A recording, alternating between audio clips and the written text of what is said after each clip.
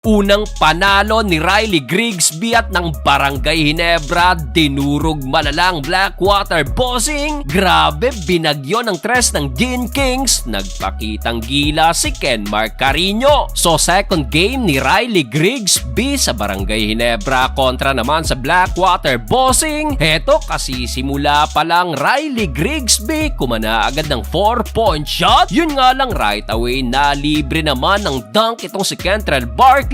After nyan, heto Stephen Holt agang nagparamdam sa kanyang putback. Ganon din si RJ Abarientos, libre sa kanyang layup. 10-3 start for Ginebra. Matapos yan, Barkley again at Grigsby palitan lang halos ng basket. Under 5 minutes, Japit Aguilar nagparamdam na rin sa kanyang end 1. Kaso napabayaan naman si Cedric Bearfield sa kanyang first 3-pointer. Wala nang isang minuto, Riley Grigsby di na napigilan, downhill 31-23 pabor sa Barangay Ginebra. Second quarter, off the bench, Nards Pinto pumukol agad ng baseline jumper na nasundan pa ng favorite shot ni Grigsby 100 na libre nga lang si Bearfield off the steal. Kaso naiwanang bukas naman ang sharpshooter ng Ginebra na si Ralph Cook, corner 3-pointer. Hindi lang isa kundi dalawang beses na libre si Cook. Ganda ng nilalaro ng Gin Kings. Eto't lumipad pa sa Japit Aguilar sa kanyang dunk. Putatapa ang inabot ni Trotter kay Japit Aguilar. Nagpapaula ng tres ang Ginebra. Another back-to-back 3-pointer mula kay RJ Abarientos at Ralph Cook pa rin na meron ng 11 points off the bench. Abay, nagmukhang Warriors ang opensa ng Ginebra under a minute mark. Heto pa isa mula kay Riley Grigsby. Wala ng isang minuto, Nick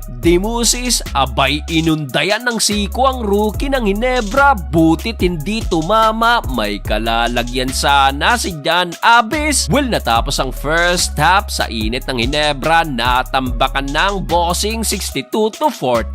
Start of the third quarter, mainit pa rin ang Ginebra. This time si Rosario naman ang pumukol ng tres na nasundan pa ng rim run. Libre si Troy in transition. Matapos yan, heto pa libre naman si Holt, corner 3-pointer at dito na magana sa 28 points ang tambak. Nabasag na lang ang run na yan sa tres na to ni Barkley na meron ng 20 points. Kaso grabe ang outside shooting ng Ginebra. Heto't sumagot ng back-to-back 4-point shot si Stephen Holt at literal na logo 4-pointer mula kay RJ Abarientos. Under 7 minutes, Diyos mio, heto pa another 3-pointer mula kay Grigsby at namagana yan sa sarado 30 points. Kaya naman humugot na si Coach Tim Cone. Pinasok si Kenmark Carino na right away umiskor agad. Grabe si Carino, mainit na nagtala agad ng 9 straight points off the bench. Pasok din ang bitaw beyond the arc. Abay, lumipad pa sa kanyang semi-alley-oop